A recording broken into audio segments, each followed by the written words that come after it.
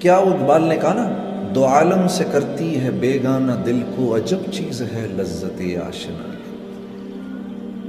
ہاں، اللہ سے تھوڑا سا تعلق ہو جائے، اللہ سے تھوڑا سا تعلق بن جائے، آپ یقین کرو اللہ کی فرما برداری میں اتنا مزہ آتا ہے، اتنا مزہ آتا ہے۔ یہ جو اللہ کی نافرمانی کا جو مزہ ہے نا، یہ خارش، یہ وہ ہے جیسے خارش کا مزہ ہوتا ہے۔ ہاں، کھجاتے رہو کھجاتے رہو کھجاتے رہو، ایک دن کھالی کاٹ دو گے۔ آپ یقین کرو، حضرت امیر معاویہ رضی اللہ تعالی عنہ فرماتے ہیں کہ لوگوں کو معاف کر کے مجھے اتنا مزہ آتا تھا، مجھے اتنا مزہ آتا تھا لوگوں کو معاف کر کے، کہ مجھے خدشہ ہوتا تھا کہ کہیں اللہ مجھ سے اس کا اجر ہی نہ چھین لے۔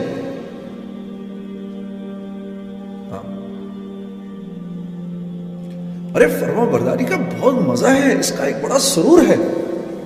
یہ تو مجھے پتہ ہی نہیں، اللہ سے تعلق ہی نہیں، ساری رات تو گانا سنوں گا، لیکن رات کو 3 بجے 3:30 بجے جب ساری دنیا سو گئی ہو، اس وقت اپنے نرم گداز بستر کو، اپنی پیاری بیوی کو چھوڑ کر اٹھنا اور جانماز بچھا کر وضو کر کے آ کے کھڑے ہونے کا مزہ اور سرور مسلمان کو نہیں پتا۔ اس کا کتنا مزہ ہے، ہم اس سے ناواقف ہیں۔ تو پھر کیوں روتے ہو جب زندگی میں سکون نہیں ملتا؟ سکون، چین، اطمینان کس کے ہاتھ میں ہے؟ کس کے ہاتھ میں ہے؟ اللہ کے ہاتھ میں ہے۔ ایک نوجوان مجھ سے پوچھنے لگا، جنید بھائی یہ ذرا غور سے سنیے گا اس بات کو، اس نوجوان کے اس سوال نے مجھے سوچنے پہ مجبور کر دیا۔ اس نے کہا، یہ آپ اتنے جو سفر کرتے ہیں روزانہ، ہر روز ایک نئے بستر پہ سو رہے ہیں، آپ کو نیند آ جاتی ہے؟ جھٹکے سے مجھے ایسے جھٹکا لگا اس کی بات سن کے۔ میں نے کہا، میرے پیارے، نیند کا تعلق نرم بستر سے نہیں ہے، نیند کا تعلق نرم بستر سے نہیں ہے، نیند کا تعلق تو قلب کے سکون، چین اور اطمینان سے ہے۔ یہ نرم بستر ایک پرسکون نیند کی شکل ہے، شکل، لیکن یہ پرسکون نیند دے نہیں سکتا۔ یہ بڑا گھر، خوبصورت سا محل نما گھر، یہ ایک کامیاب زندگی کی شکل ہے، لیکن کامیاب زندگی سے اس کا کوئی تعلق نہیں ہے۔ یہ بڑی سی گاڑی ایک کامیاب زندگی کی شکل ہے، لیکن کامیابی سے اس کا کوئی تعلق نہیں ہے۔ یہ مال ایک کامیاب زندگی کی شکل ہے، صرف کامیابی سے اس کا کوئی تعلق نہیں ہے۔ محنت سے مال نہیں ملتا، مال سے چیزیں نہیں آتی، چیزوں میں راحت نہیں ہے، راحت اللہ کے امر میں ہے۔ ہاں، ایک باپ ہے، اس کے 10 بیٹے ہیں، 10 کے 10 فرما بردار ہیں، تو وہ اپنی جھونپڑی میں جنت کے اندر ہے۔ اور ایک آدمی ہے، اس کی ایک بیٹی ہے لیکن ناگن ہے، تو وہ محل کے اندر، دوزخ کے اندر ہے۔ یہ ٹورانٹو کا شہر ہے۔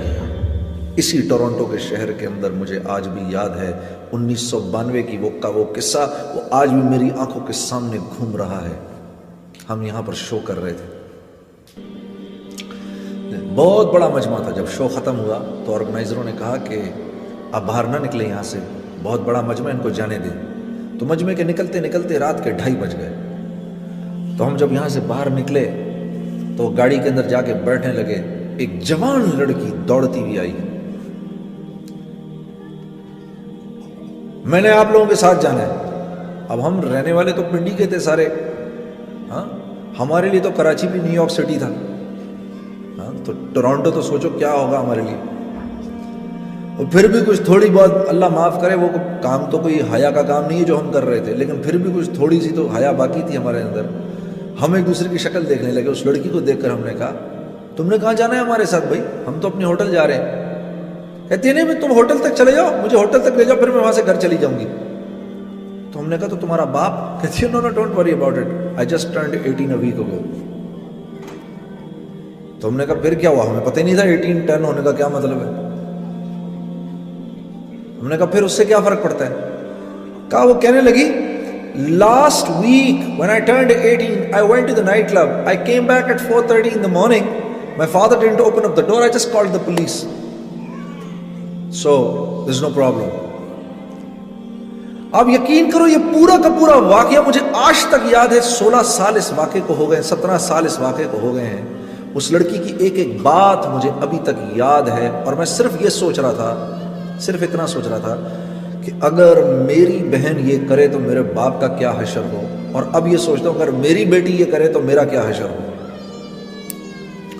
لیکن قصور اس بچی کا نہیں ہے, قصور اس بچی کا نہیں ہے, قصور ان ماں باپ کا ہے جنہوں نے خود زندگی میں دین لانے کی کوئی محنت نہیں کی, تو وہ اولاد کو کیا سکھاتے.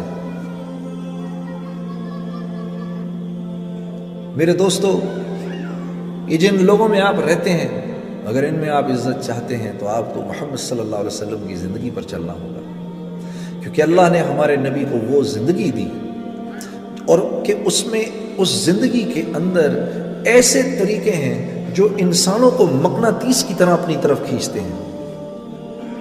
جتنی اس زندگی سے دوری ہوگی اتنی میرے دوستوں زندگی میں پریشانی ہے. ہمارے پیج ایمان و یقین کو لائک کریں اور ویڈیو کو زیادہ سے زیادہ شیئر کریں. جزاک اللہ.